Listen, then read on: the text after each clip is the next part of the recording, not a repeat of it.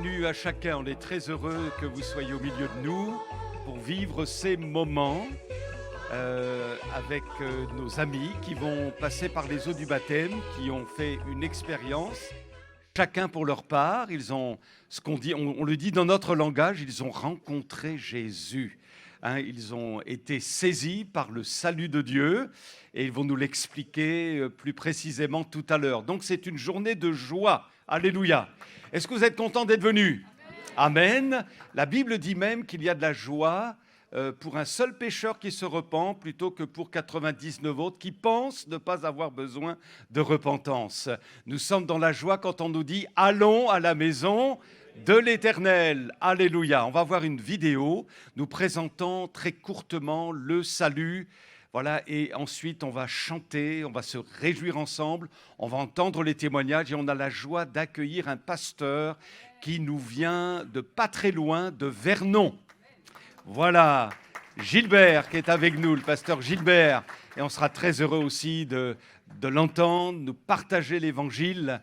Voilà, ce sera un bon moment pour chacun d'entre nous. Amen.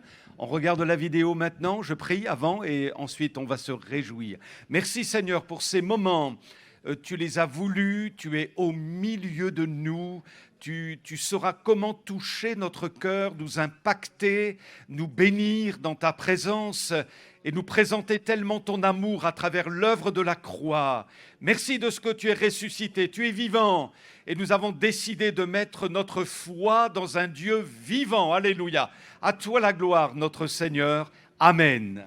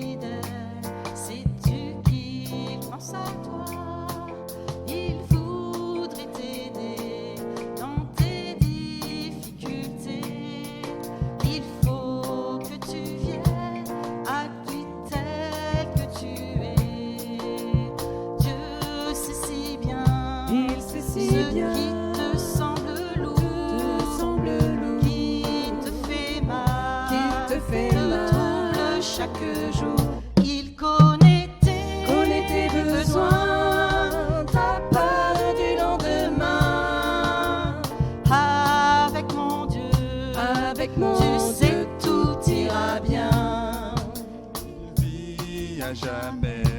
C'est un Dieu tout-puissant, il te répondra.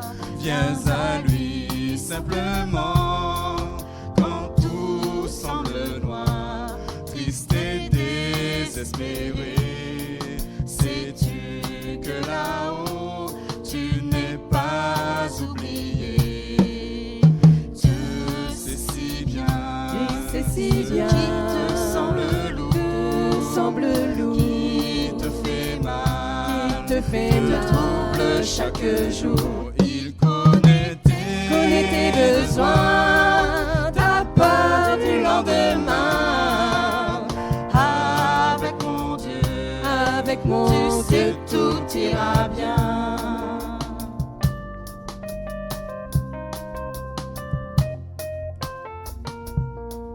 Mon Dieu t'aidera, il conduira tes pas. Si tu veux marcher, te plier à sa loi, alors ne crains plus, tu peux compter sur lui.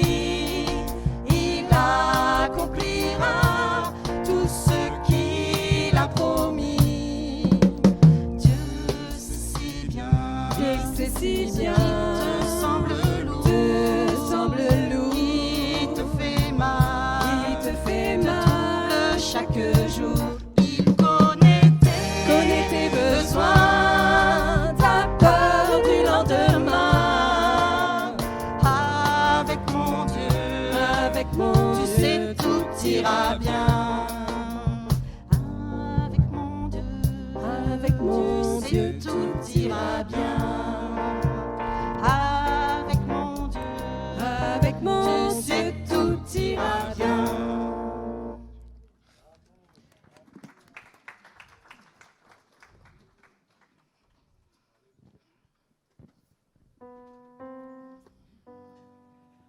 Quand mon chemin est dur, que mon pain n'est pas sûr, que ma vie est presque finie,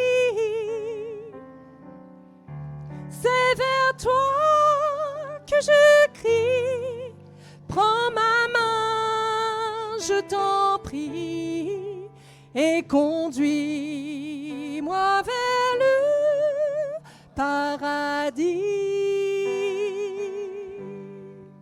Oh Jésus, prends ma main, j'ai peur du lendemain. Je suis là, fatigué, chargé. Le soleil s'est caché, mais le noir de jour. Prends ma main, mon fardeau est trop lourd.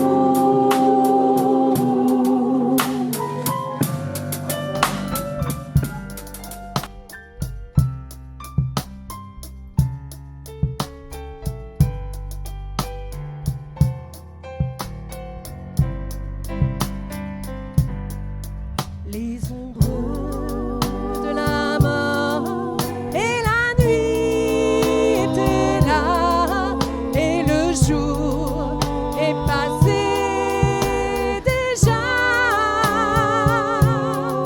Je saisis ton bras fort et je vais rassurer. Prends ma main, oh Jésus, sois loué. Je saisis ton bras fort et je vais rassurer. Prends ma main, oh Jésus, sois loué.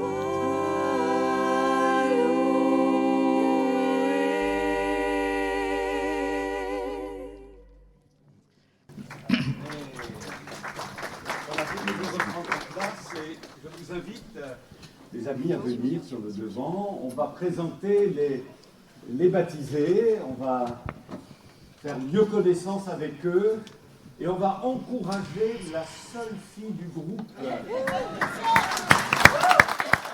Alicia, waouh!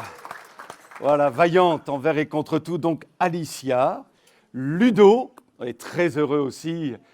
Waouh, c'est une grande victoire pour l'Église. On sait de quoi on parle, sois béni.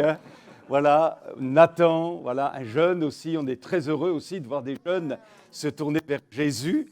Alléluia. Roberto, qui nous vient du Pérou. Oui, alléluia, Pérou. Et c'est le papa d'Esteban, ici, alléluia. Et c'est beau de voir aussi un papa et un fiston se faire baptiser ensemble.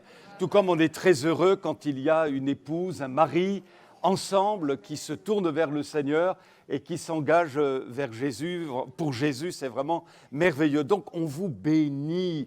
On est très heureux de vous accueillir dans la maison de Dieu. Vous faites déjà partie de la famille, mais en quelque sorte, comme je vous l'ai dit, c'est l'officialisation de votre entrée dans l'Église de Jésus. Et l'Église de Jésus, ce n'est pas un bâtiment. L'Église de Jésus est constituée de tous ceux qui ont confessé de leur bouche et par leur cœur le beau nom du Seigneur. Ils sont nés de nouveau, ils se sont repentis, ils ont la foi, une vie nouvelle leur a été communiquée et désormais c'est la croix, le Fils de Dieu qui est au centre de leur vie. Alléluia. Et ça, c'est quelque chose d'extraordinaire. Voilà. Alors, je propose que le pasteur Gilbert fasse une prière globale pour vous. Et l'Église va s'associer aussi à la prière de Gilbert. On peut avoir le micro là? Oui. Tu viens, Gilbert? Amen.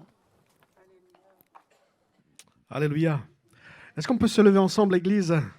On va les présenter entre les mains du Seigneur, qu'ils puissent passer une belle journée. Seigneur, merci parce que nous les voyons, Seigneur mon Dieu, entrer officiellement dans la famille de Dieu. Et Seigneur, nous voulons les présenter, te les recommander à ta grâce. Seigneur mon Dieu, nous les bénissons en ton nom. Merci Jésus de les accompagner désormais. Sois leur Seigneur, sois leur Sauveur, sois leur consolateur dans les moments difficiles. Seigneur mon Dieu, dans les moments de joie également, qu'ils soient un témoignage vivant de ta grâce, de ton amour. Seigneur, bénis-les au nom de Jésus, qu'ils puissent passer aujourd'hui également une bonne journée à ta gloire. Seigneur, nous les recommandons encore dans le nom de Jésus. Amen. Alléluia. Amen. Gloire à Dieu, gloire à Dieu. Alléluia. Vous pouvez regagner votre place. Alors nos amis, ils se sont mis, non seulement à aimer Jésus, mais à aimer la parole de Dieu. Et dans nos milieux, ici, on aime beaucoup la Bible. On est très attachés à la parole du Seigneur, que nous voulons comprendre intelligemment, conduit par le Saint-Esprit. Et on connaît même plein de versets par cœur ici. Oui, si je vous dis Genèse chapitre 12, verset 3. Bon, si je vous dis le prophète Agé, chapitre 2, verset 4. Non, vous n'êtes pas amateur, non. Si je vous dis Sophonie, verset 1, chapitre 1, verset 3. Non. Si je vous dis Jean, chapitre 3, verset 16, car Dieu, qu'il a donné, afin que quiconque croit en lui ne périsse pas, mais qu'il ait la vie éternelle. Alors on va le chanter ensemble, vous êtes d'accord? Amen.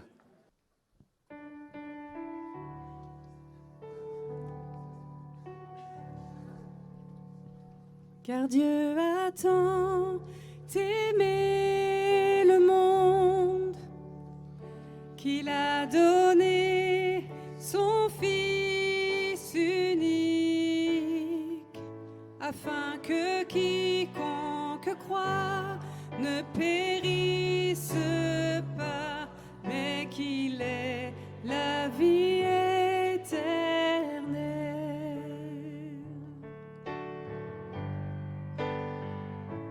Je regarde à la croix, je regarde à Jésus seul, car son amour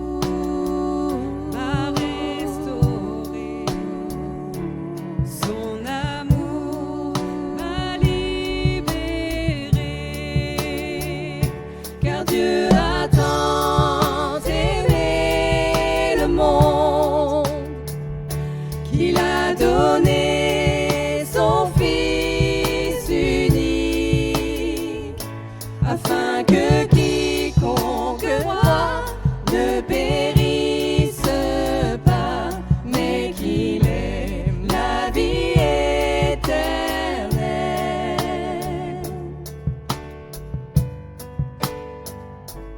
Ma confiance est en son nom. Ma confiance est en sa parole. Car par sa grâce, il m'a franchi. Par sa grâce, il me rend libre. Car Dieu a tant aimé le monde qu'il a donné son Fils unique, afin que quiconque croit ne périsse pas, mais qu'il ait la vie éternelle.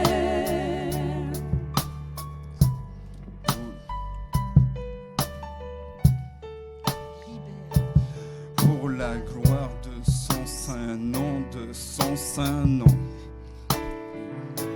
J'abandonne ma vie pour lui, oh oui, je l'abandonne pour lui. C'est sa grâce qui m'a sauvé, elle m'a sauvé. Oh oui, son sang, c'est son sang qui nous libère, qui nous libère. Pour la gloire de son saint nom, de son saint nom. J'abandonne ma vie pour lui, oh oui, je l'abandonne pour lui. C'est sa grâce qui m'a sauvé, elle m'a sauvé.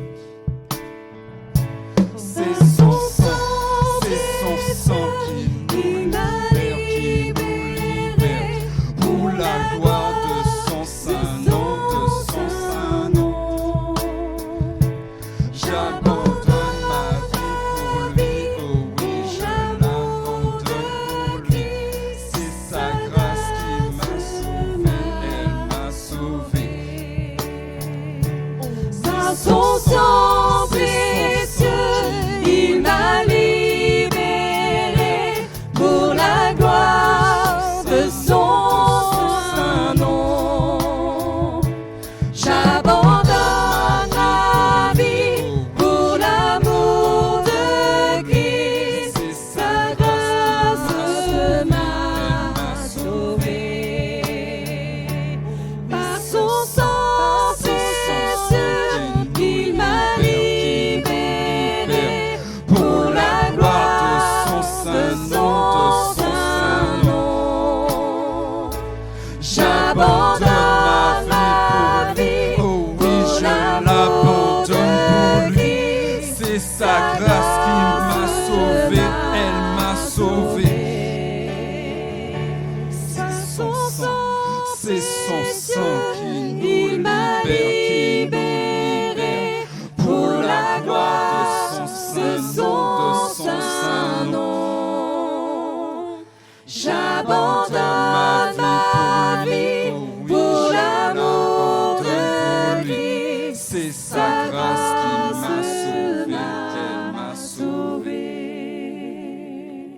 Car Dieu a tant aimé le monde qu'il a donné son Fils unique, afin que quiconque croit ne périsse pas, Mais qu'il ait la vie éternelle. oh oui, qu'il ait la vie éternelle.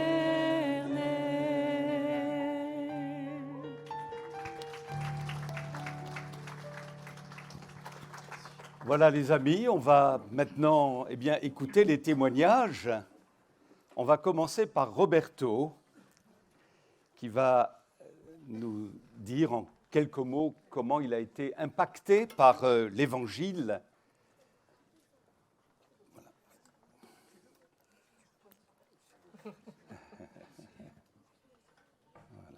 C'est un moment qui n'est pas forcément facile quand on rend témoignage comme ça devant un petit peu de monde, mais ta foi va triompher.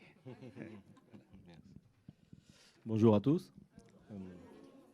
Je m'appelle Roberto. Aujourd'hui, je regarde en arrière, je vois tout le chemin que j'ai parcouru. À 16 ans, j'étais loin d'être un exemple. Un vrai racaille.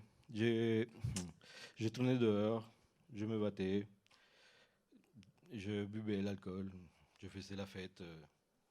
Pour moi, je croyais que c'était bon, c'était bien, mais j'allais droit dans le mur.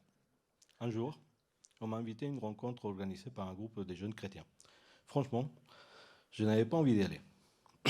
Ça ne me ressemblait pas du tout. Mais je ne sais pas pourquoi, peut-être pour curiosité, j'ai fini par accepter. Là-bas, j'ai entendu de la parole que je n'avais jamais entendue. Pas de sermons pour me juger, pas des mots de paix, mais des mots de paix, pardon, d'amour et d'espérance. Et puis là, j'ai eu ce verset, Jean 3,16, « Car Dieu a tant aimé le monde qu'il a donné son Fils unique, afin que quiconque croit et qu'il lui ne périsse point, mais qu'il avait la vie éternelle. » Et ces jours-là, j'ai donné ma vie à Jésus, car franchement, Dieu avait touché mon cœur. Après cette rencontre, j'ai essayé de m'éloigner de toutes les mauvaises choses, mais la vie n'était pas facile. J'ai passé des épreuves difficiles et pourtant Dieu m'a soutenu à chaque étape en me gardant sans que je le sache. Quelques années plus tard, j'ai rencontré ma femme, sans savoir qu'elle était chrétienne.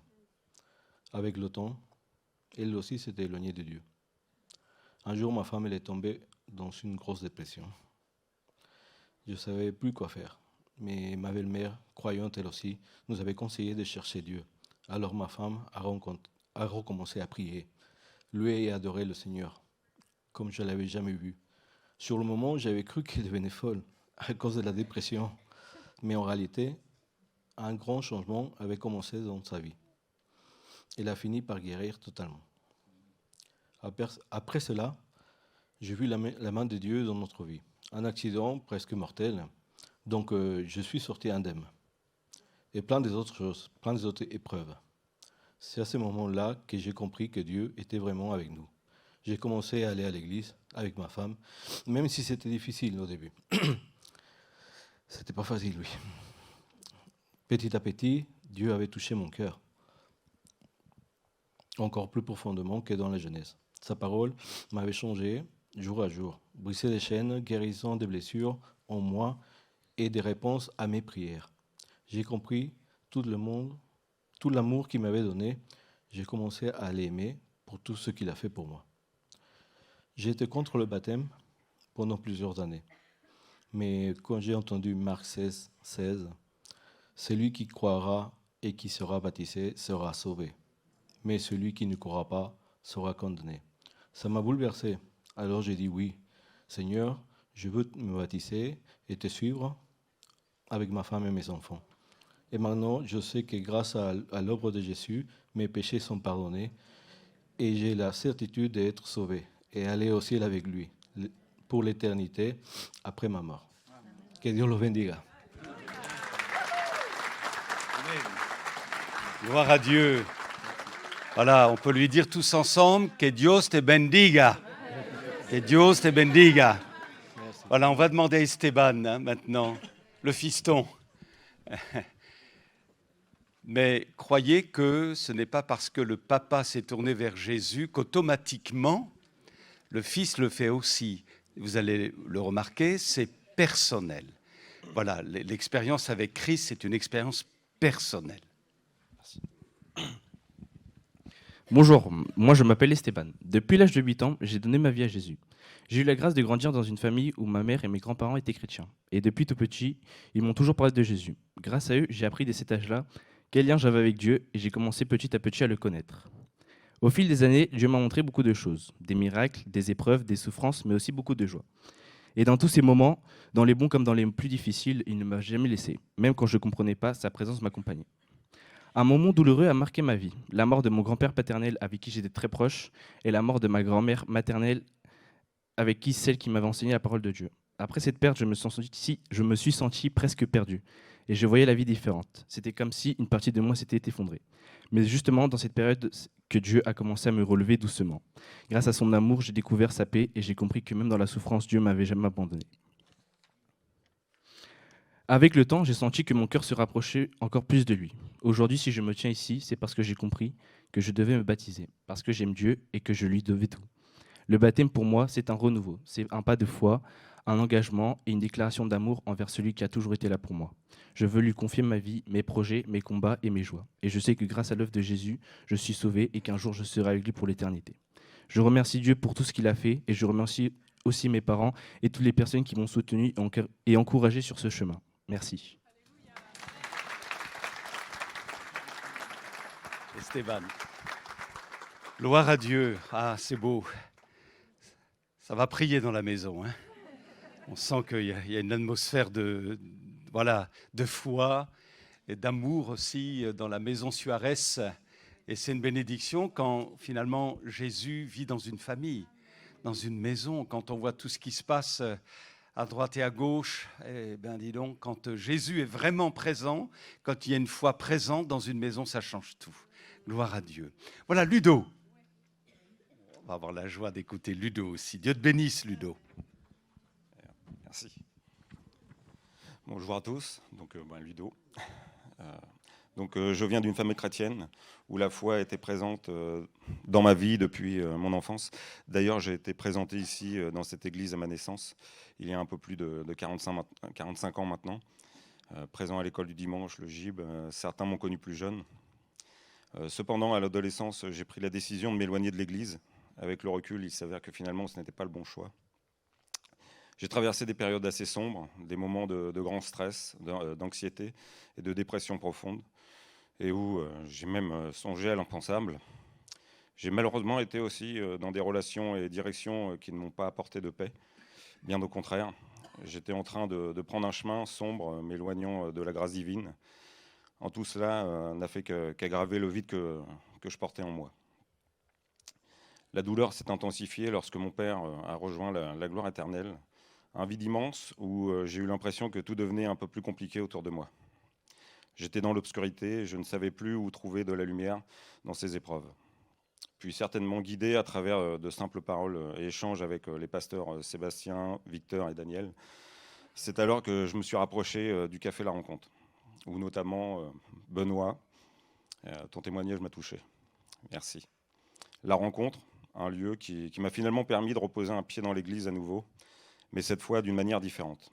J'y ai rencontré la communion fraternelle, des personnes qui m'ont accueilli avec amour et bienveillance. Ce fut un réel tournant dans ma vie. Grâce à cette rencontre, j'ai trouvé une famille de cœur, j'ai redécouvert le vrai sens de cette vie, l'importance de la foi, et surtout, j'ai compris que Dieu ne m'avait jamais abandonné, même dans mes pires moments. Aujourd'hui, je me tiens devant vous, prêt à prendre cet engagement, à déclarer ma foi en Jésus-Christ et à suivre son chemin avec un cœur transformé. Avancer, être un témoin de sa puissance et montrer pour ma vie que rien n'est impossible pour Dieu. Voilà, merci Ludo. Et c'est un encouragement aussi pour tellement de parents qui vivent la même chose. Leurs enfants ont été présentés au Seigneur dans les différentes assemblées. Et puis, ils ont fréquenté les groupes d'instruction biblique, on appelle ça les GIB. Et puis, au bout d'un certain temps, ils se sont dit « oh non », et puis ils ont fait leur chemin, ils se sont écartés de Dieu, ils ont vécu parfois des expériences très douloureuses. Et puis, il y a un retour, un moment de retour. Et vous savez quoi, dans nos églises, on prie beaucoup pour les familles, on prie beaucoup pour les enfants, et notamment les enfants qui se sont éloignés, qui sont devenus adultes, mais il y a des retours heureux comme celui de Ludo. Et c'est un encouragement aussi pour vous, parents, papa et maman, qui souffraient du fait que peut-être l'un de vos enfants est dans la nature aujourd'hui, loin de Dieu, complètement enfoncé dans toutes sortes d'addictions peut-être. Mais croyez que le Seigneur a ses regards sur votre enfant et qu'il saura aussi en son temps le ramener dans la bergerie. Amen. Hein. Alors tu as un puissant encouragement, Ludo, hein, et vraiment on te bénit au nom de Jésus. On va procéder au baptême maintenant. Ok, on va demander à Roberto de bien vouloir venir vers le baptistère. L'explication du baptême biblique vous sera donnée après les baptêmes là qu'on va faire pour cette série de 3. Et donc, il vous sera expliqué pourquoi nous procédons de cette manière. Un baptême par immersion.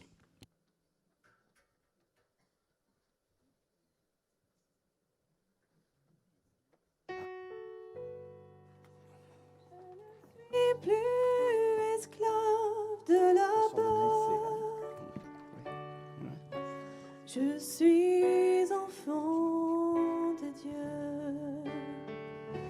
Je ne suis plus esclave de la peur. Je suis enfant de Dieu. Roberto, tu as témoigné de ta foi.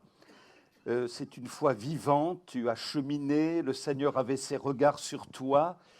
Et il y a eu un moment dans ta vie, tu nous l'as dit, où vraiment l'Évangile a impacté ton cœur et tu as pris la décision de tout lui donner ta vie et de partager maintenant la communion avec lui. Et donc, en raison de ta profession de foi, eh bien, je te baptise au nom du Père, du Fils et du Saint-Esprit. Je ne suis plus esclave de la peur.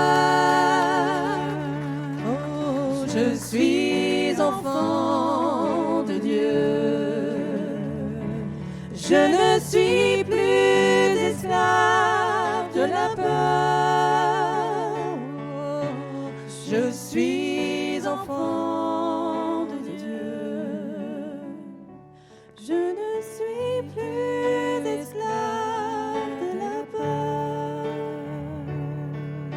Je suis enfant de Dieu. Je ne suis plus esclave de la peur. Je suis enfant de Dieu. Esteban, comme le chant nous le dit, tu n'es plus désormais esclave de la peur, tu n'as pas à craindre l'avenir, et encore moins l'avenir éternel. Tu es enfant de Dieu.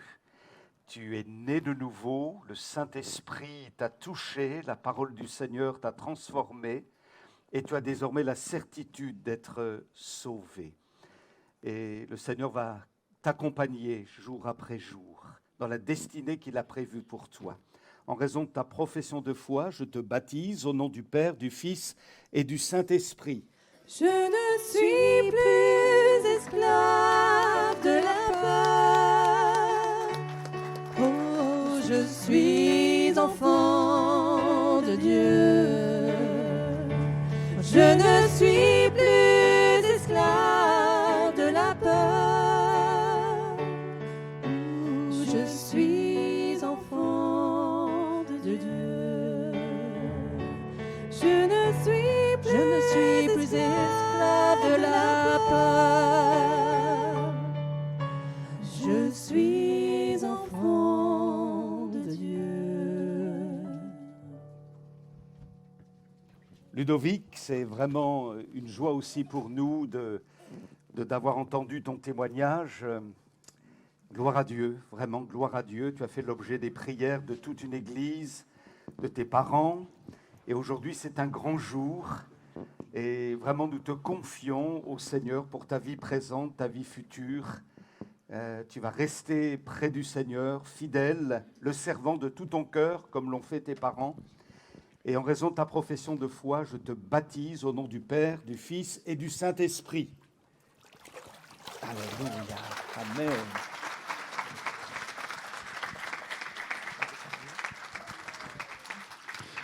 Bonjour à tous. Donc c'est moi qui ai été préposé à prendre le temps de vous expliquer un petit peu, pour ceux qui n'ont jamais vécu ce genre de choses, ce qu'est le baptême. Et j'avais préparé un petit texte ce matin. Je me suis un peu inspiré parce que c'était un peu... Je faut le garder sous les yeux. Ce qui me rassure, c'est que plein de choses que j'avais écrites ont déjà été dites ce matin. Donc je ne suis pas complètement à côté de la plaque. Merci de m'avoir volé un peu tous, les baptisés, Daniel, ce que j'allais dire, mais ce n'est pas grave. Avant de commencer, alors c'est vrai qu'il n'y en a que 2 qui sont là, les 3 dernières, de toute façon, les 3 derrière l'entendront, mais je voudrais m'adresser d'abord à vous qui prenez le baptême. Je suis heureux vraiment d'être là avec vous ce matin. C'est un moment tellement important dans vos vies que je suis heureux de pouvoir le partager. Et comme disait Daniel tout à l'heure, bah oui, il y a plus de joie dans le ciel pour un pécheur qui se repent, plus que pour 99 justes qui n'ont pas besoin de repentance. Et ce matin, bah on est comblés. Vraiment, on est comblés de vous voir officialiser votre engagement avec le Seigneur. Alors c'est vraiment une grâce et on est heureux d'être là avec vous ce matin. Et ce matin, justement, vous avez pu entendre des témoignages et vous en entendez encore 2 autres après. Et ces témoignages ont tous un point commun, c'est qu'ils ont tous choisi librement de servir, de suivre Dieu, parce qu'ils ont accepté Jésus comme leur sauveur personnel. Et quand je vous dis qu'ils ont choisi, c'est parce que c'est une expérience personnelle qu'ils ont fait avec le Seigneur. Ils ont décidé d'appliquer ce choix pour leur vie, et qu'ils ont compris que Jésus était mort à cause de leurs péchés.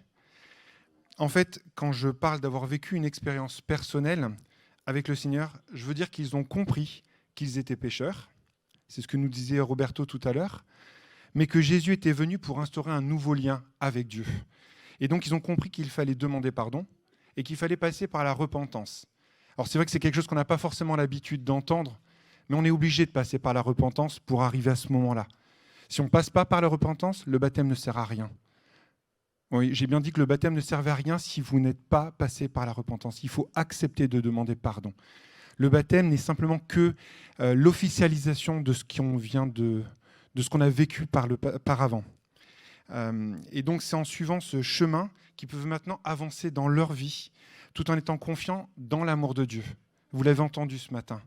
La parole de Dieu nous dit que celui qui croira et qui sera baptisé, sera sauvé. Et nos bien-aimés ont simplement donc décidé d'obéir à ce commandement de Dieu. Mais bien plus que l'obéissance à un commandement, comme je vous disais, il s'agit là de montrer, d'officialiser ce qu'ils ont vécu et que c'est un engagement libre et volontaire. Je insiste bien là-dessus, c'est libre et volontaire. Personne ne les oblige à suivre Jésus. Et par cette décision, donc, ils matérialisent le fait d'accepter Jésus comme sauveur, mais aussi comme Seigneur. Ce qui signifie, quand on dit qu'on accepte Jésus comme notre Seigneur, qu'on considère que Dieu est tout-puissant et qu'il est celui qui doit être le premier dans notre vie. Ils acceptent en fait de le suivre, mais aussi de le servir et de se mettre à sa disposition pour être ses disciples. Accepter Dieu comme étant notre Seigneur signifie aussi de le laisser agir, de lui faire confiance dans toutes les décisions de notre vie. C'est aussi parfois accepter de ne pas comprendre.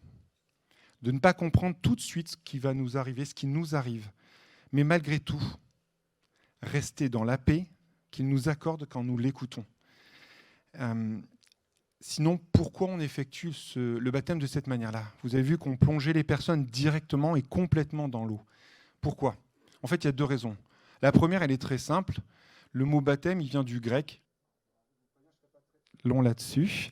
Baptême donc vient du grec baptizen, qui signifie tout simplement plonger, immerger. Donc c'est pour ça qu'on fait le baptême de cette manière-là. Mais surtout, c'est un symbole.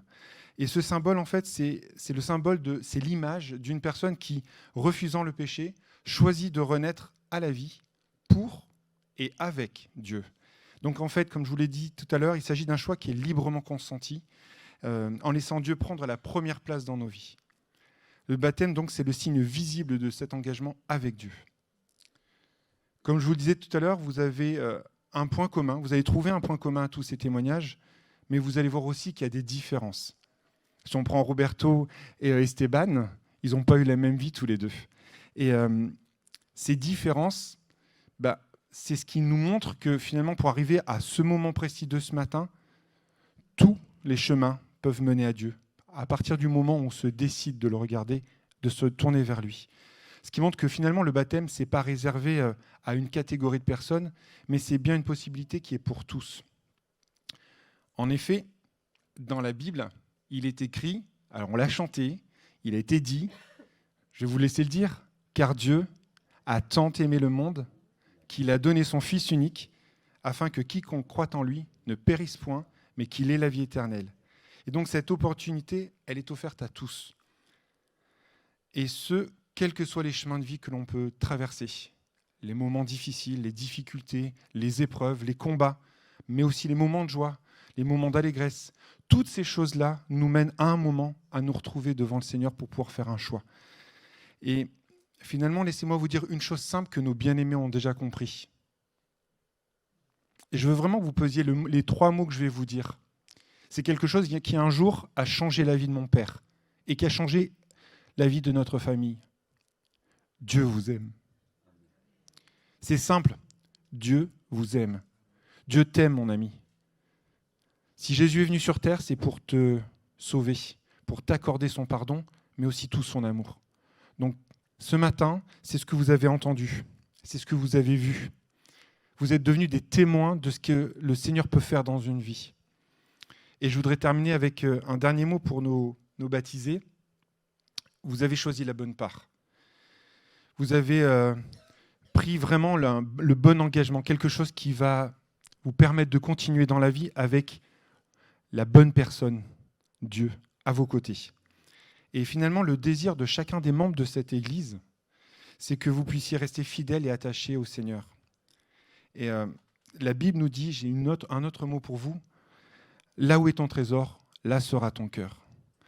Le Seigneur sera votre guide et vous accompagnera tant que vous serez attachés à lui.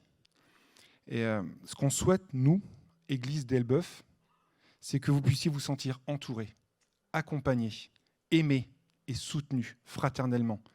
Donc, je terminerai juste en vous disant, soyez les bienvenus dans la famille de Dieu, mes très chers bien-aimés.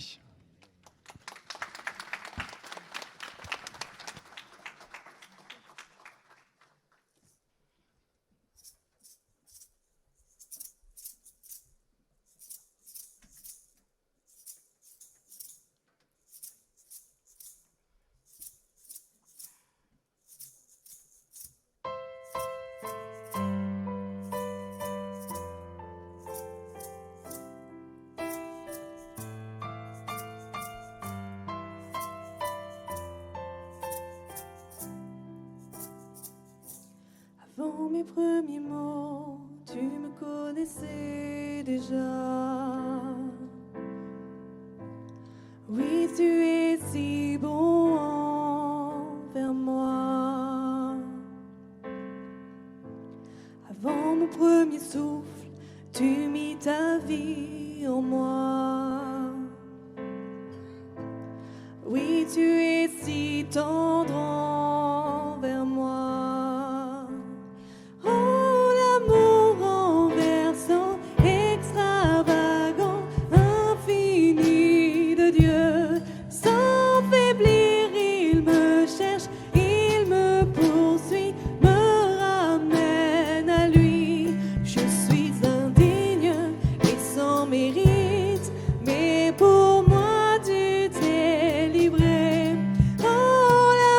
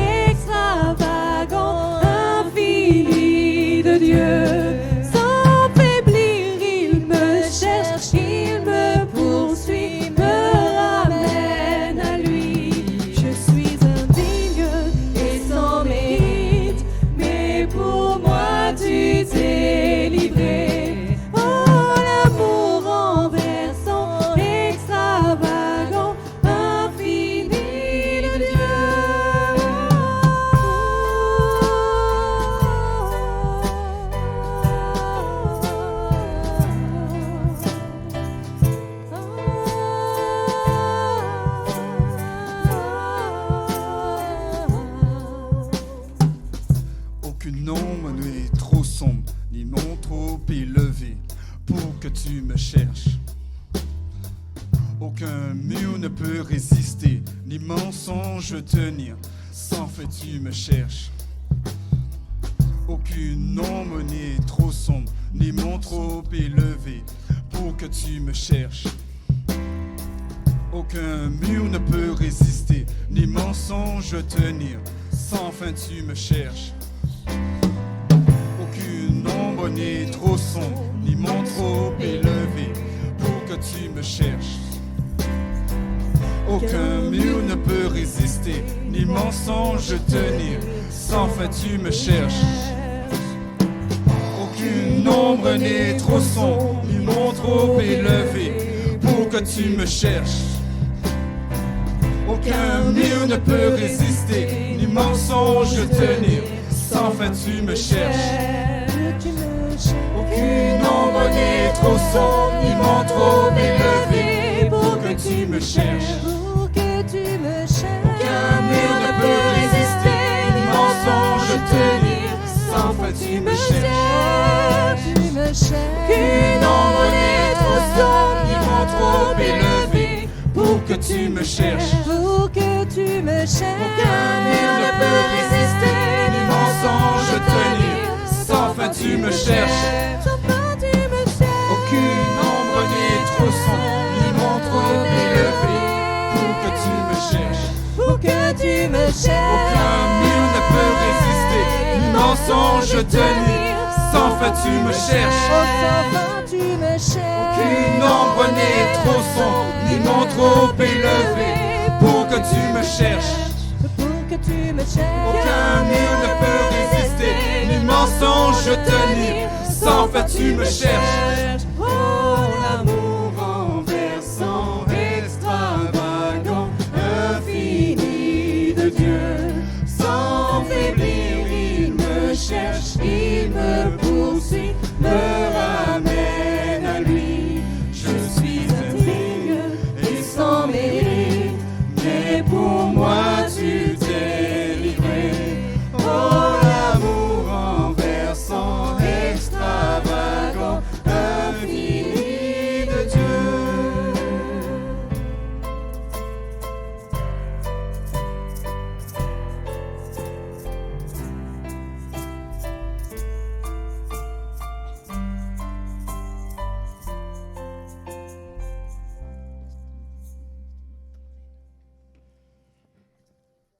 Un amour infini qui vient jusqu'à nous chercher là où nous sommes.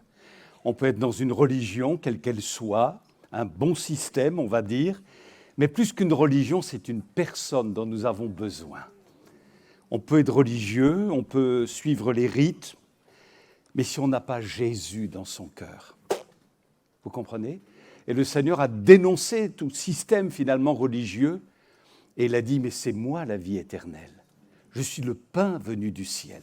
Et quand on accueille Jésus, on n'accueille pas un système religieux, on accueille un sauveur, un Seigneur qui change notre vie, qui nous pardonne et qui nous donne des certitudes extraordinaires. Amen.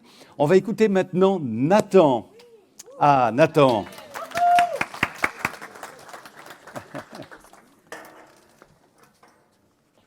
Et il a grandi, hein. Quand je suis arrivé, il était plus petit que moi. Maintenant, poup, il m'a dépassé. Très bien. Bonjour à tous. Du coup, moi, je m'appelle Nathan. Pour ma part, ça m'a pris 13 ans avant d'arriver dans l'église et d'accepter Jésus-Christ comme Seigneur. Durant ces 13 années, justement, j'étais tellement ancré dans le monde et éloigné de Dieu que j'ai développé à l'âge de seulement 11 ans une addiction à la pornographie. J'avais aussi une grande colère en moi qui grandissait de jour en jour. Lors de l'été de mes 13 ans, je suis allé dans une colonie de vacances chrétienne nommée les Térébintes.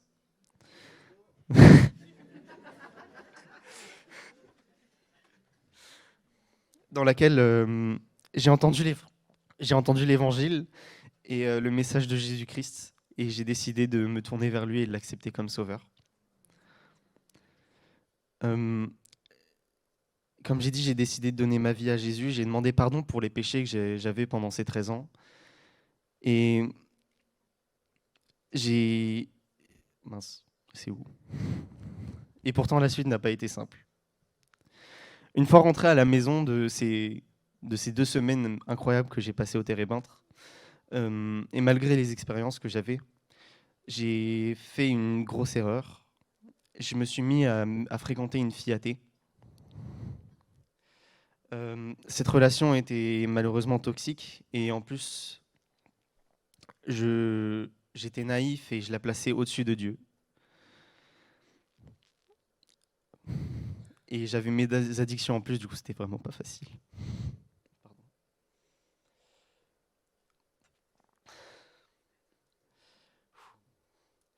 Au bout de 7 longs mois de relation avec cette fille, j'étais brisé intérieurement.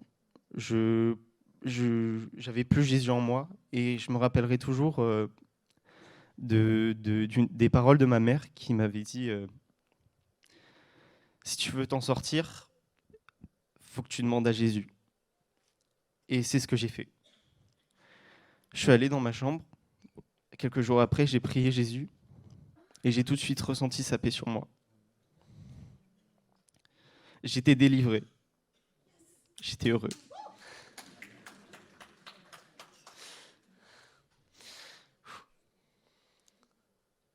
Malgré tout ça, ma relation avec Dieu était comme les montagnes russes. J'avais des hauts, j'avais des bas très bas. Et j'allais parfois tellement bas que j'en reniais Dieu complètement.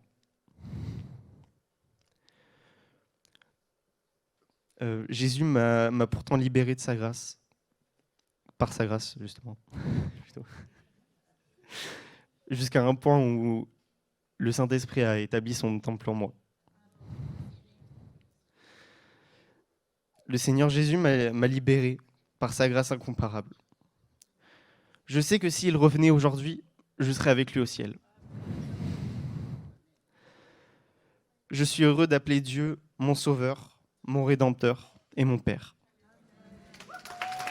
Merci de m'avoir écouté.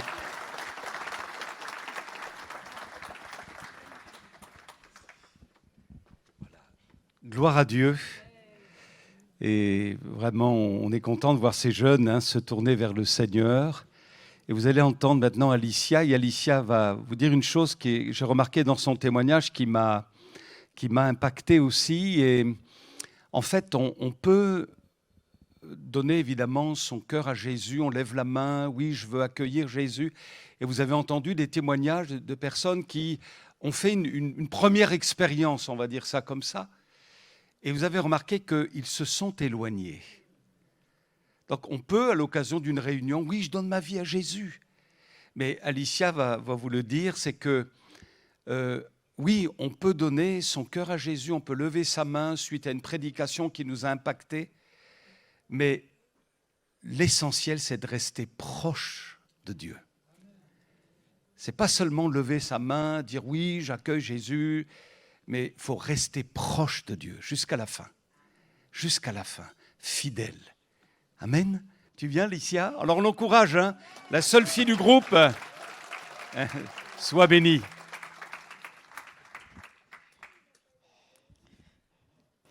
Vous êtes beaucoup, bonjour à tous. Du coup, je m'appelle Alicia, j'ai 22 ans et je suis dans cette église depuis que j'ai 3 ans. Donc, mes parents, ils ont divorcé quand j'avais 3 ans. J'ai surtout grandi avec ma maman, qui, elle, avait une foi très vivante, au point où je me disais qu'elle était un peu... Mais même si Dieu il prenait soin de nous, c'était difficile. Il y a eu une période où ma mère a travaillé dans une épicerie, elle travaillait jusqu'à très tard, jusqu'à 3-4 heures du matin. Et on vivait que toutes les deux. Donc, on rentrait à pied dans la nuit. Et même si chez mon papa, il y avait mes frères et sœurs, je me sentais toujours à part, comme si j'avais pas vraiment ma place. Très tôt, j'ai commencé à être complexée, donc à l'école, en famille, même à l'église. J'avais honte d'être moi. Donc, je mentais sur ma vie pour paraître un peu plus intéressante. Je mettais un masque tous les jours. Et à force, je l'enlevais même plus. Je savais même plus qui j'étais. À l'âge de 15 ans, moi aussi, j'ai été au térébinthe. Et Dieu m'a touchée. J'ai reçu le Saint-Esprit aussi. Mais j'ai compris un petit peu plus tard que le plus dur, c'était pas de se rapprocher de Dieu, c'était de rester proche de lui. Et j'y ai pas réussi à ce moment-là. Arrivé en terminale, tout s'est enchaîné. Je me suis fait harceler et j'avais même peur d'aller à l'école. Il y a eu des grosses déchirures aussi au niveau de ma famille, au point où j'ai pensé au pire plusieurs fois. Et après cette année-là, j'ai plus su être la même du tout. La période compliquée, elle n'a pas duré que quelques mois, elle a duré des années de mal-être, de mauvaises décisions, de mauvaises fréquentations. Je me suis enfermée dans quelque chose de mauvais, au point où je consommais de la drogue. J'avais vraiment goût à rien. J'ai fait une grosse dépression.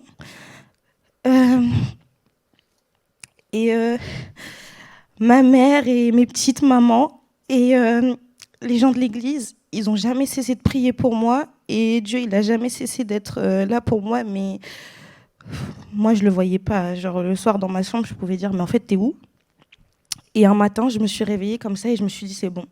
Là, j'arrête. Je m'éloigne de tout ce qui me détruit. Donc, j'ai commencé à reprendre ma vie en main. Et après ça, il y a eu une rupture qui m'a beaucoup brisée, une rupture qui aurait pu me faire replonger dans tout ce que j'étais avant. Mais au lieu de ça, cette fois-ci, j'ai dit non. J'ai fait une vraie prière et j'ai demandé à Dieu de ne pas me lâcher. Je lui ai demandé de rester avec moi et de me donner sa paix. Et il l'a fait. Il m'a enveloppée de son amour, mais genre littéralement. Hein. Donc oui, j'avais mal au cœur, mais je me sentais plus du tout seule. Et un jour, sous la douche, comme ça, je me suis dit, en fait, t'étais prête à donner ta vie à quelqu'un sur Terre avec ses qualités et ses défauts, mais t'es pas prête à donner ta vie à Dieu. T'es vraiment bizarre, toi. Et à partir de là, tout a commencé à changer. J'ai prié matin, soir. Je pense que ma mère, elle a jamais été aussi heureuse de sa vie. Mon estime, elle a remonté. J'ai plus besoin de plaire. J'ai plus besoin d'un masque. J'ai plus besoin d'appartenance à qui que ce soit ou à quoi que ce soit. Jésus m'a montré que je suis vraiment une fille merveilleuse.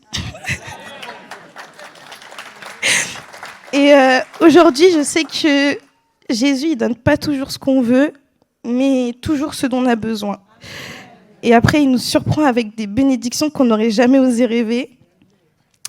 Et aujourd'hui, je suis fière de vous dire que j'ai maintenant l'assurance d'être sauvée et que j'ai foi en Jésus, du coup.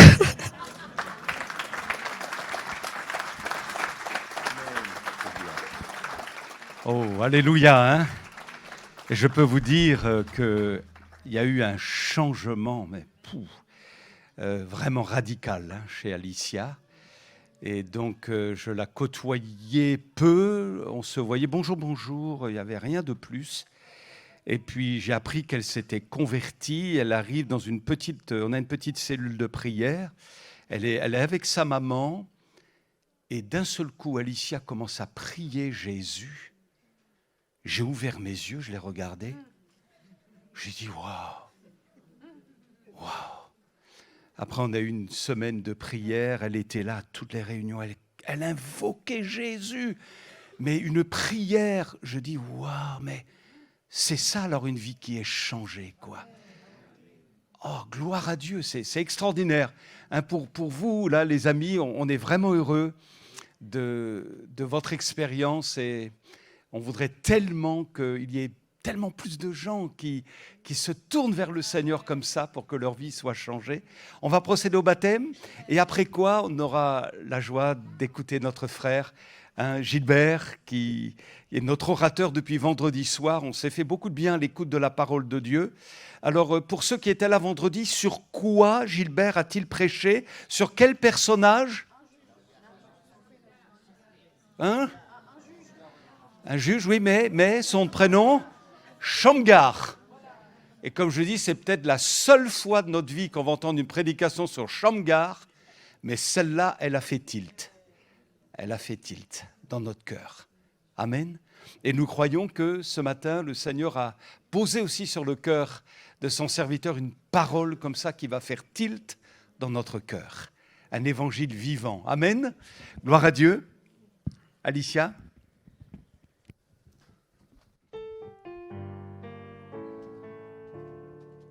Il est le Dieu de mon salut, de mon salut. Il est le Dieu de ma délivrance. Un Dieu d'amour, un Dieu d'espérance. Alléluia, alléluia.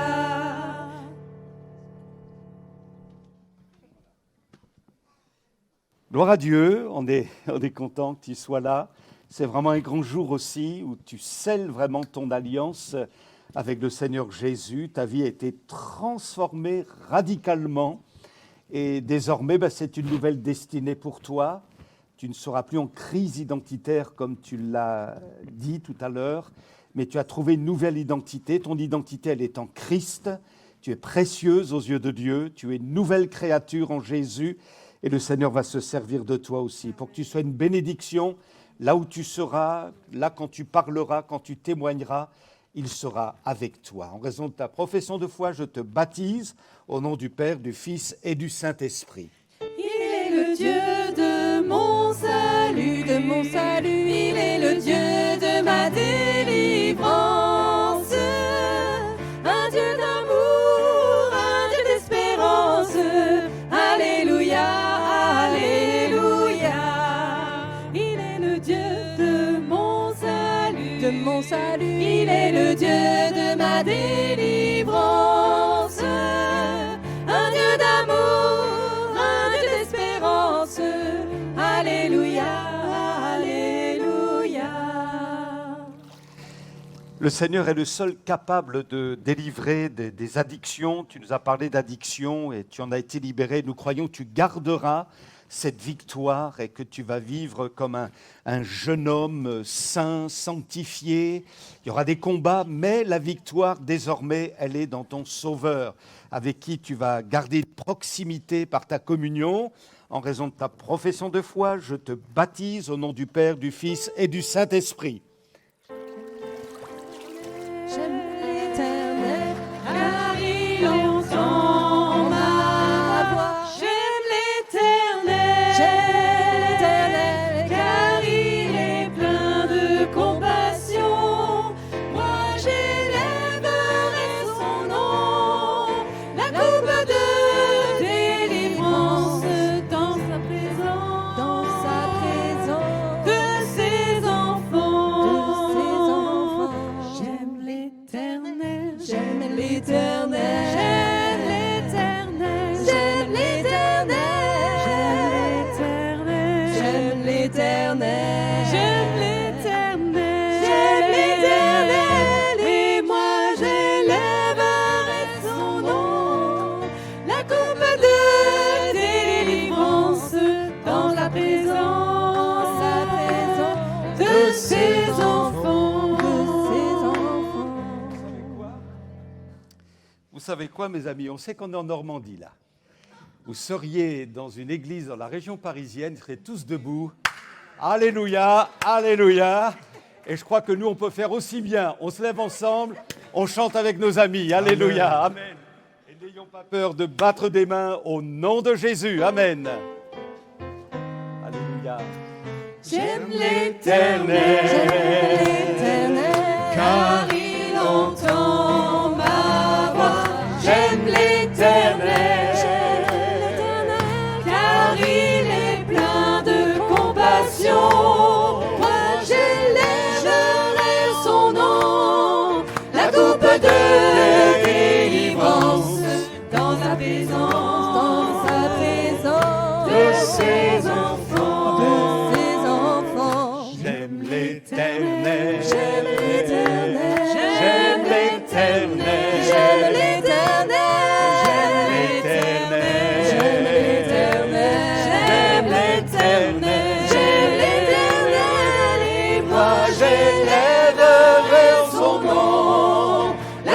de délivrance dans la présence de ses enfants. Amen. Alléluia. Dieu soit béni. Voilà, je me sens très honoré de pouvoir participer à cette joie de l'Église d'un service de baptême. Vraiment, c'est une joie. Je suis pasteur et donc je sais ce que c'est que lorsqu'on baptise des gens, c'est vraiment une joie. Et je vous encourage, mes bien-aimés, à tenir bon. Je crois que c'est la meilleure des décisions qu'un être humain puisse faire, c'est de s'engager avec Dieu. Se réconcilier avec Dieu, de s'engager avec Dieu et de l'adorer jusque dans l'éternité. Alléluia. Des beaux témoignages. J'ai aussi des Péruviens dans notre église. Et je crois qu'ils sont très chauds. Hein. Donc, que Dieu les bénisse, vraiment. Et que Dieu bénisse également les Français. Alléluia. Que Dieu bénisse notre pays. Chers amis, s'il y a bien une parole à lire, à écouter, c'est les évangiles. Dans un monde qui tourne comme notre monde actuellement, franchement, s'il y a bien une parole à tendre l'oreille, à entendre, à percevoir, eh bien, c'est les paroles de Jésus. L'apôtre Pierre dit de Jésus, « À quel autre irions-nous ? Tu as les paroles de la vie éternelle. » Il n'y a pas d'autres gens qui peuvent parler comme Jésus. Donc Jésus a les paroles de la vie éternelle. Et j'aimerais qu'on puisse véritablement, au-delà d'une personne, entendre une parole de Jésus. Donc une parole de Jésus, c'est ce qui va communiquer la vie éternelle. Et j'ai bien aimé les témoignages qui se sont succédés l'un après l'autre. Et je pense qu'il y a déjà et notamment ce verset qui a été répété, re-répété. Dieu t'aime, Dieu a tant aimé le monde. Il a donné son Fils Jésus-Christ pour que nous puissions avoir la vie éternelle. Et j'aimerais qu'on puisse parler de la vie éternelle au travers d'un autre texte. C'est dans Luc chapitre 12, versets 13 à 21. Je vais le lire. J'ai demandé à mon fils de 7 ans et demi de prier pour moi. Bon, ma femme vous salue. Elle n'a pas pu être là parce qu'elle est malade. Et donc, elle vous salue bien.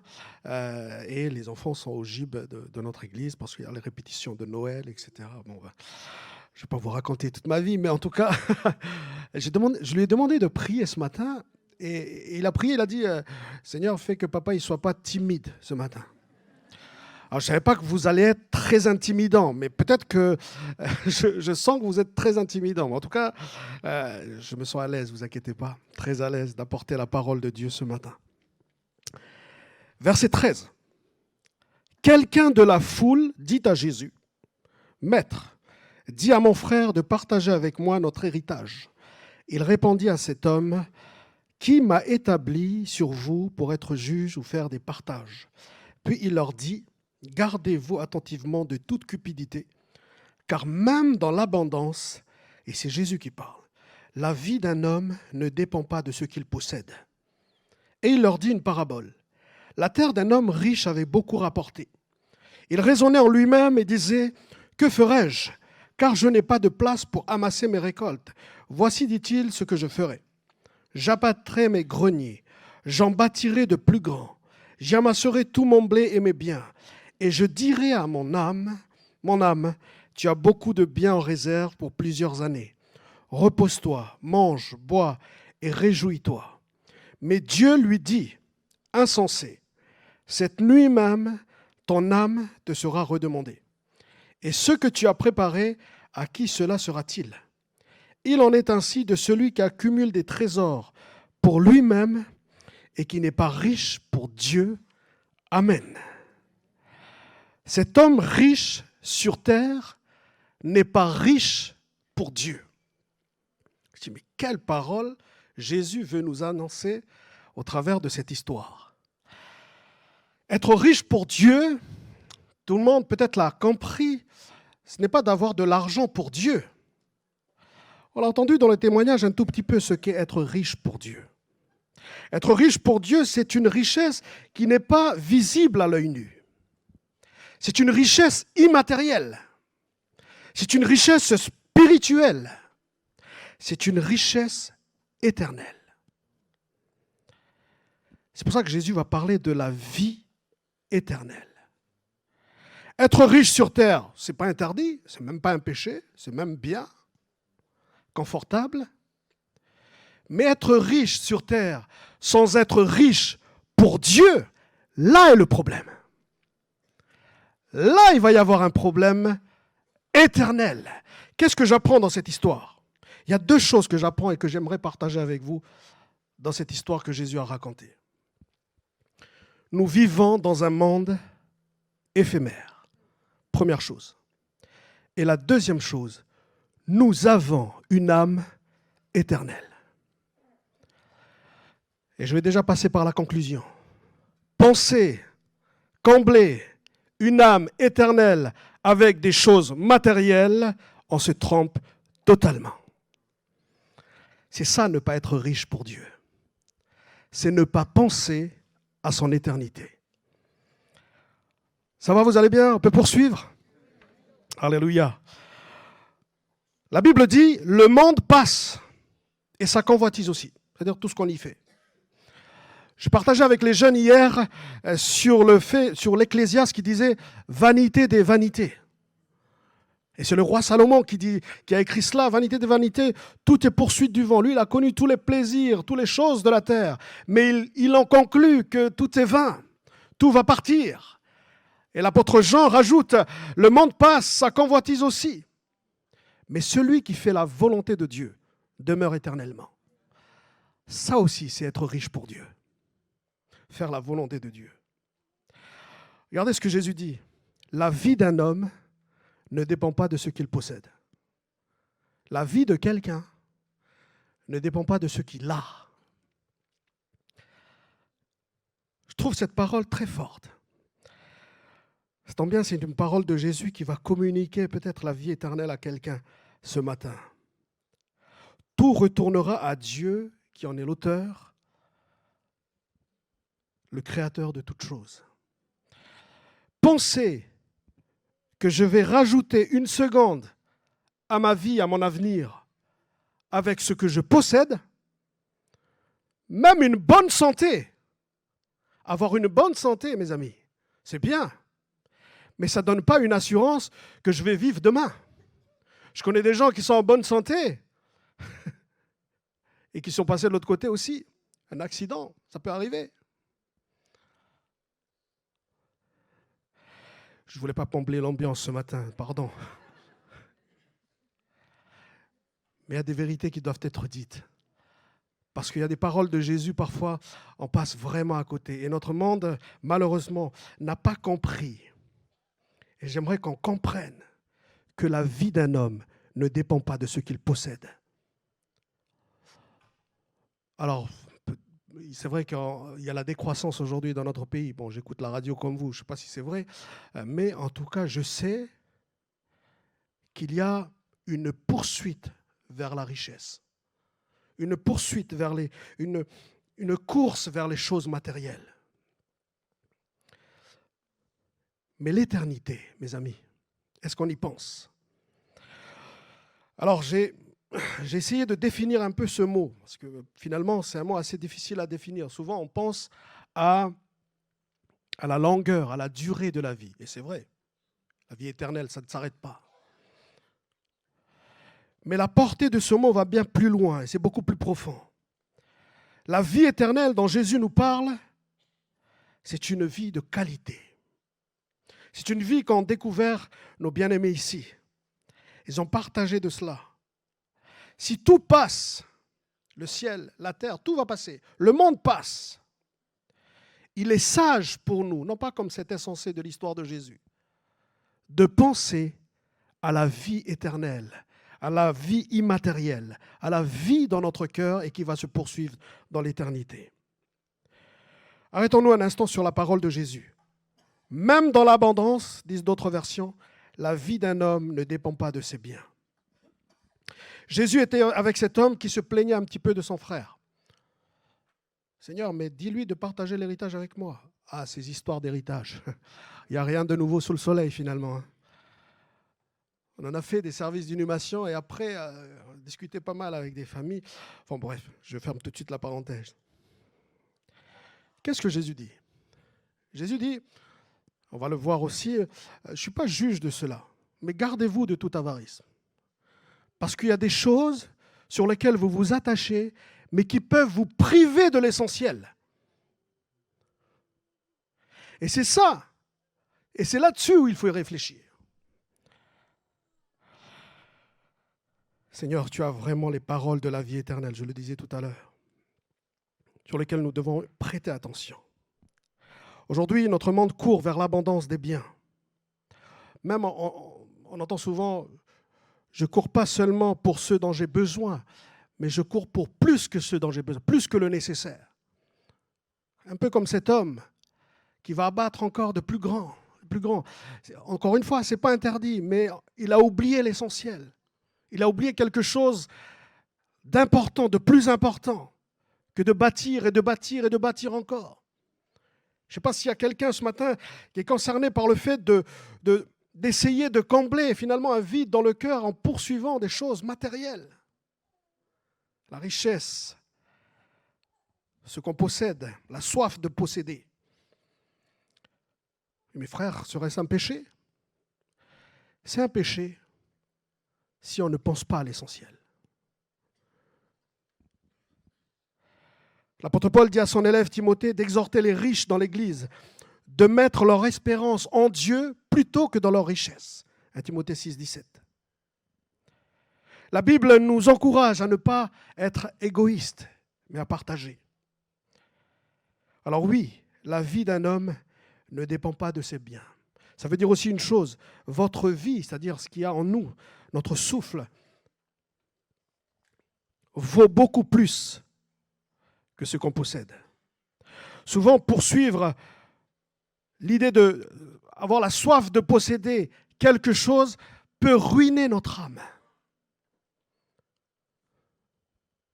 On peut posséder tout l'argent du monde et finalement être malheureux. Justement parce que combler son âme, ça ne se fait pas avec les richesses de ce monde. Même pas avec les relations de ce monde. On a entendu des témoignages. J'étais en relation avec quelqu'un, finalement, je suis sorti vidé, brisé. La Bible dit, Jésus le dit, la vie éternelle, c'est qu'ils te connaissent, toi le seul vrai Dieu, et celui que tu as envoyé, Jésus-Christ. Ce qui peut combler un cœur, c'est d'avoir une relation personnelle avec Dieu. Notre pasteur l'a dit, ce n'est pas une religion que nous voulons prêcher. Les systèmes religieux, d'ailleurs, certains se sont beaucoup enrichis, malheureusement, en détournant le message de Jésus. Le message de Jésus, c'est la vie éternelle, c'est la relation avec Dieu. Je disais tout à l'heure, il y a deux choses importantes. Notre monde est éphémère et notre âme est éternelle. Quelqu'un a dit, nous sommes une âme et nous avons un corps. Ce n'est pas le contraire.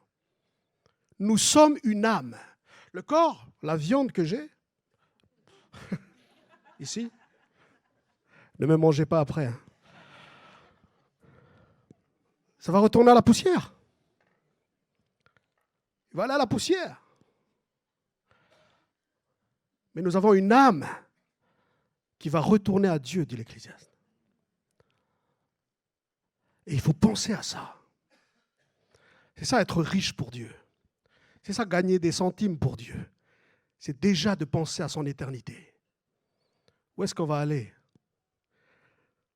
quand on sera passé de l'autre côté? La sentence de Dieu vis-à-vis de cet homme est terrible. C'est très rare. Je lis la Bible et c'est finalement très rare. Il le dit, mais c'est très rare que Dieu traite un homme d'insensé. Insensé. Cette nuit même, ton âme te sera redemandée. Pardonnez-moi, je vais le dire comme ça. Tu es complètement fou de faire ça. d'essayer de bâtir des choses, de poursuivre la soif de posséder, d'avoir des choses plus grandes, de bâtir une carrière, sans penser à ton âme. C'est fou de faire ça. Et ce n'est pas un homme qui le dit, c'est Dieu lui-même.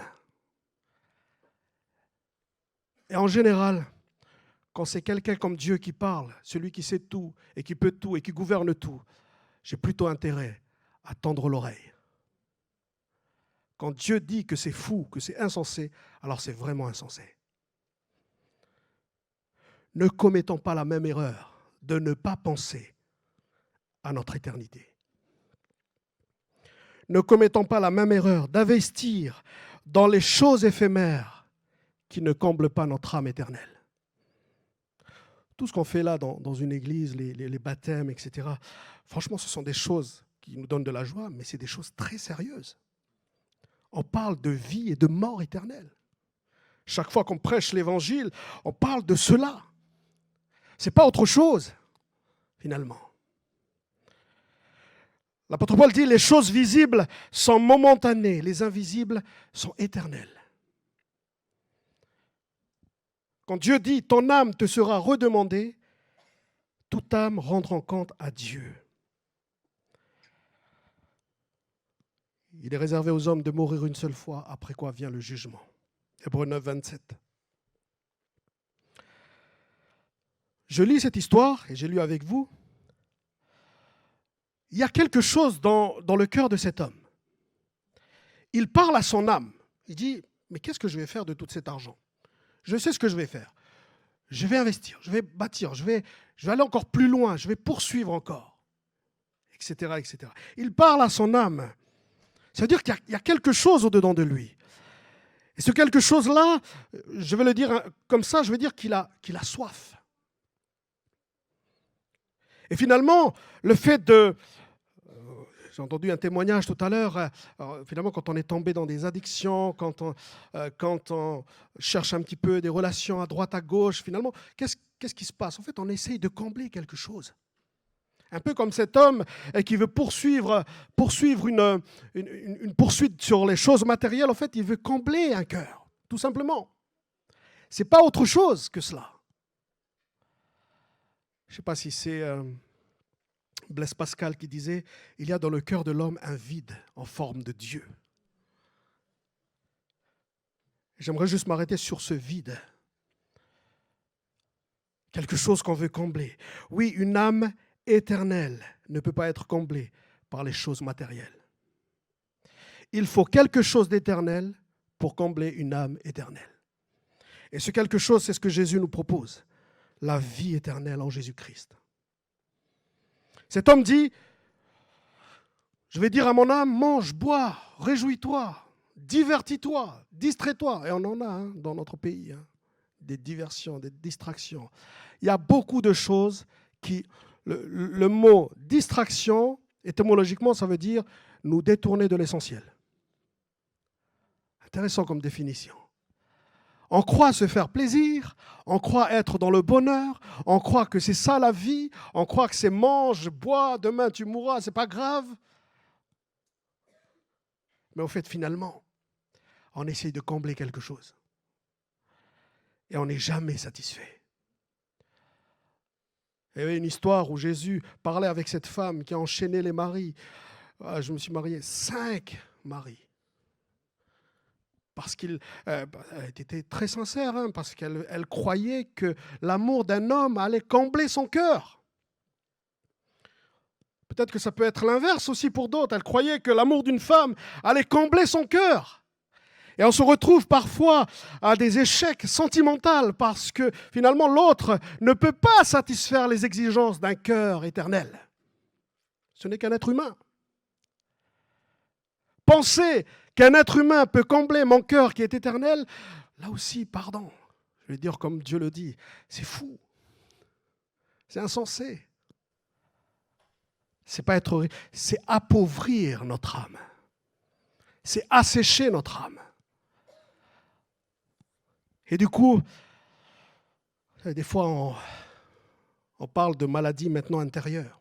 Même les scientifiques ou les médecins parlent de cela, de choses qui sont dans notre âme. Le corps peut être malade, mais le cœur peut être malade aussi.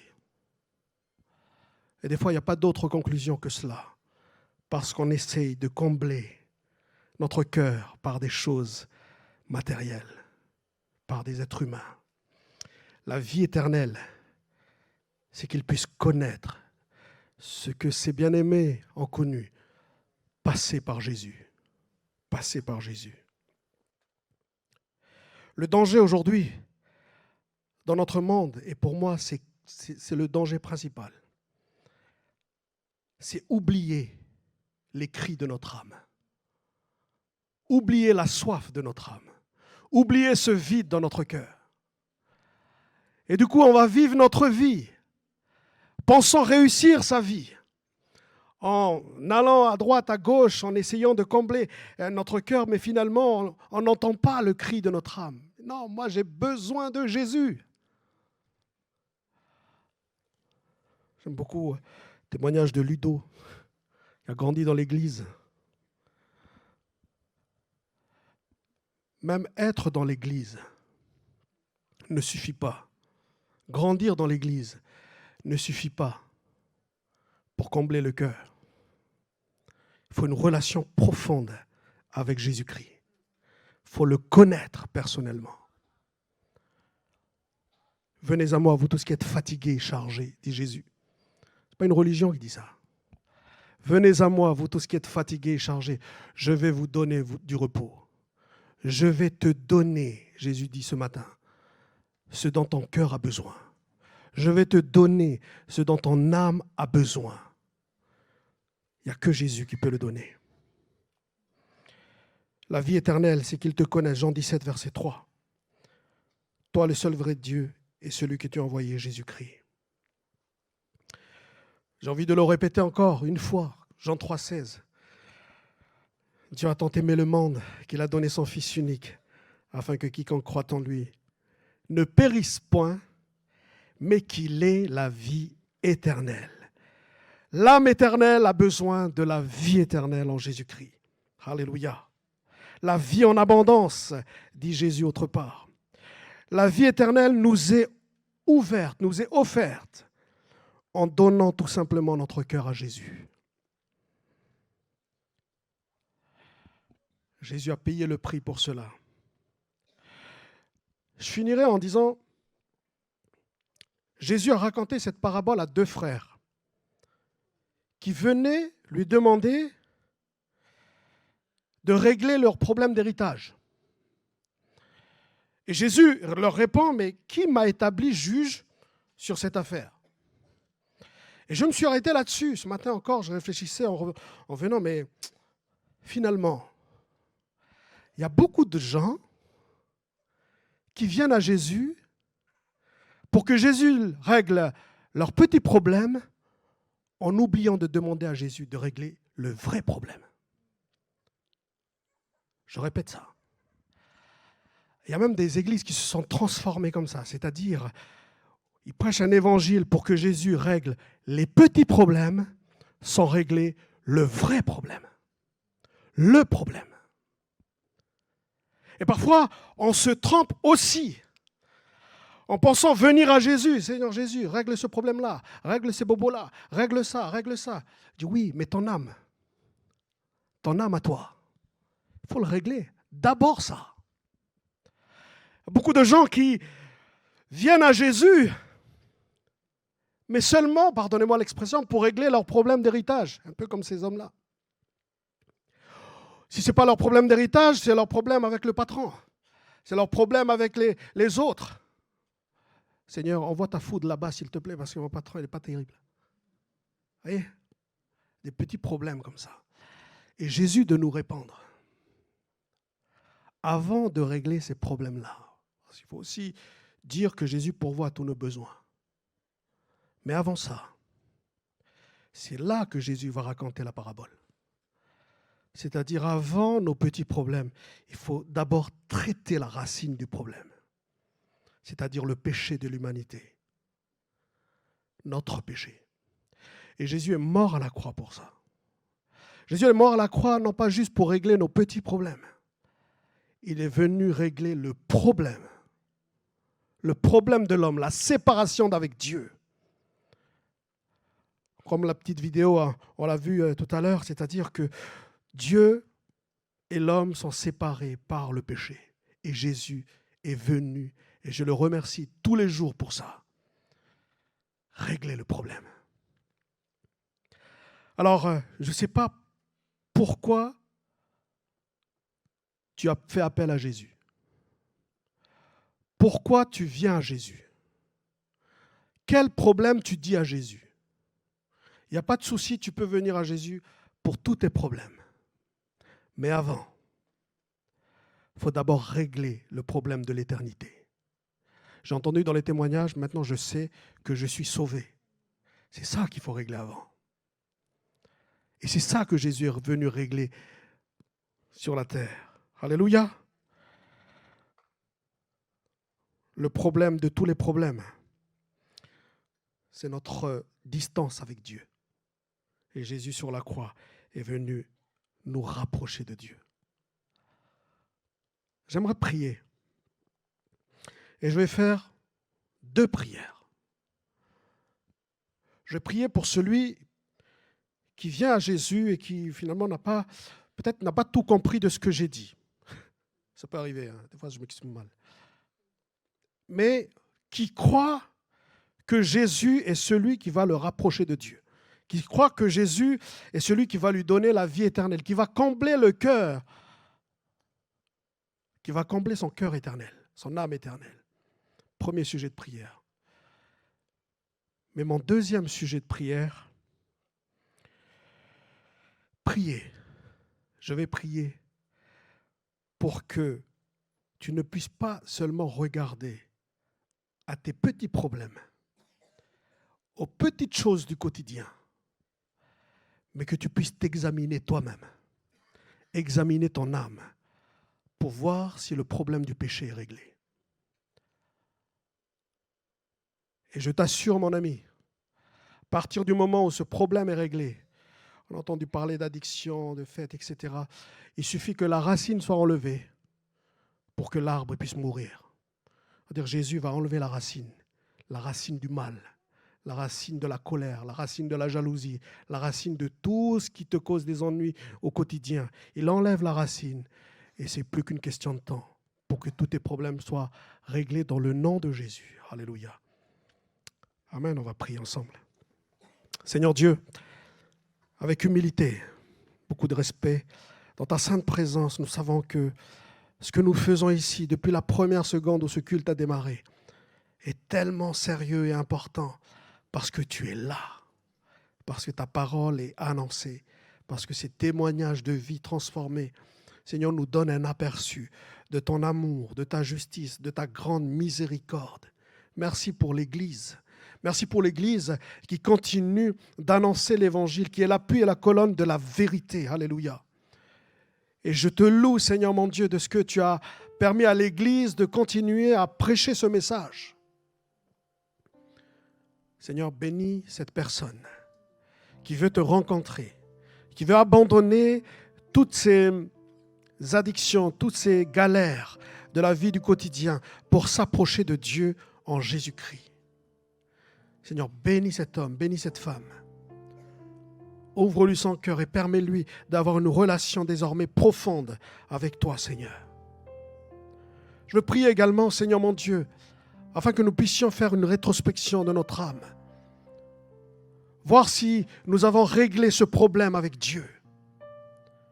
Que toi, tu es venu régler sur la croix en mourant pour chacun et chacune d'entre nous. Je prie, Seigneur. Je prie afin que tu viennes combler ce vide. Je prie afin qu'il y ait une réconciliation avec Dieu. Réconcilie les gens avec toi. Réconcilie cette personne avec toi. Pardonne le péché. Pardonne nos offenses. Seigneur, dans le nom de Jésus. Alors que je prie, je pense à quelqu'un qui a du mal avec le pardon, qui n'a pas pardonné.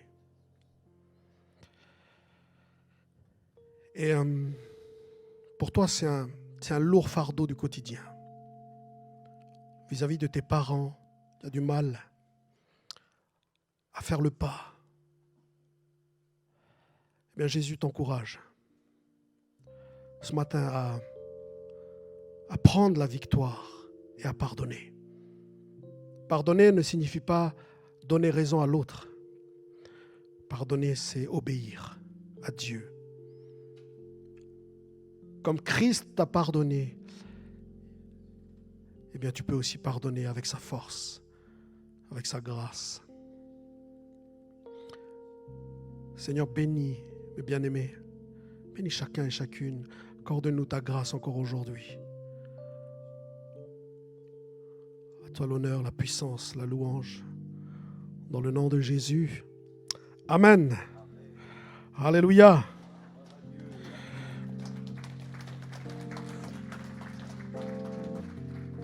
Merci à Gilbert pour cette parole qui sort du cœur, non seulement de son cœur, mais du cœur de Dieu. Amen. Alors, ces bons moments ont une fin et on va chanter un dernier chant. Vous êtes d'accord ? Est-ce que vous seriez d'accord, pour ceux qui le peuvent, qu'on se lève ensemble et on va chanter « Un jour dans tes parvis ». C'est dans la Bible, hein, dans un psaume. « Vaut mieux que 1000 ailleurs ». Et on a bien fait de passer ces moments ensemble.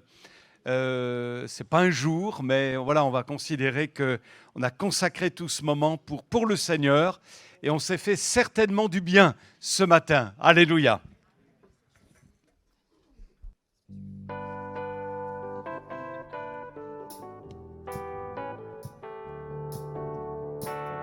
Un jour dans tes parvis vaut mieux que 1000 ailleurs. Seigneur, tu nous unis, nous sommes frères et sœurs. Rassemblés en ce lieu, nous louons notre Père. Voici l'Esprit de Dieu, nous sommes dans sa lumière.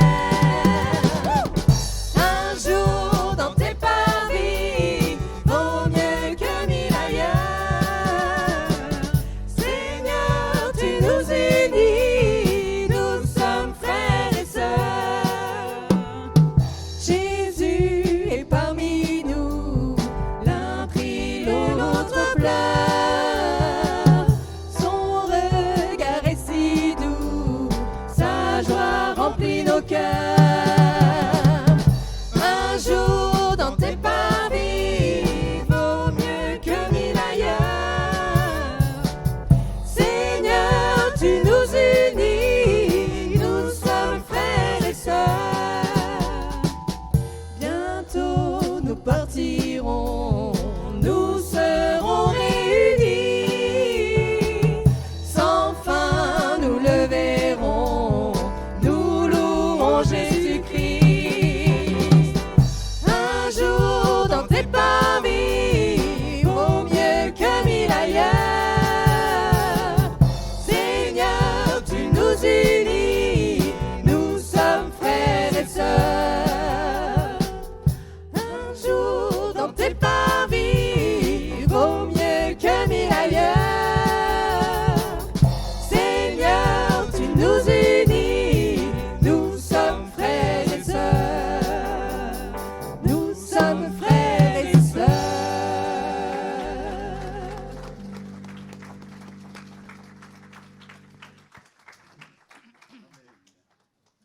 Quelques annonces pour nous quitter. Alors, ce texte de 2 Corinthiens dans la Bible, 13, que la grâce du Seigneur Jésus, l'amour de Dieu, la communion du Saint-Esprit soit avec vous tous. Amen.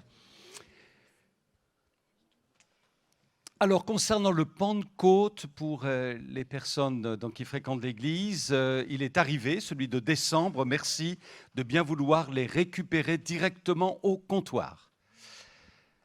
Alors, nos rendez-vous, donc habituels, si ce n'est que vendredi, on a un moment de prière pour les familles à 12h15 dans la salle polyvalente. On a la vie de l'esprit vendredi soir. Samedi matin, répétition pour les groupes d'instruction biblique.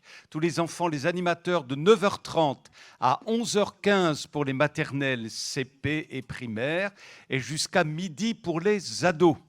Voilà, et puis dimanche, on poursuit nos réflexions sur le Notre Père et nous arrivons à un point crucial, le pardon.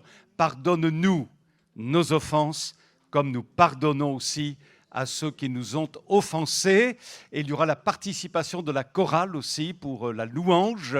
Il y aura donc le gib et puis on réservera nos troncs pour l'aide alimentaire. Voilà. Alors hier, on a eu la joie...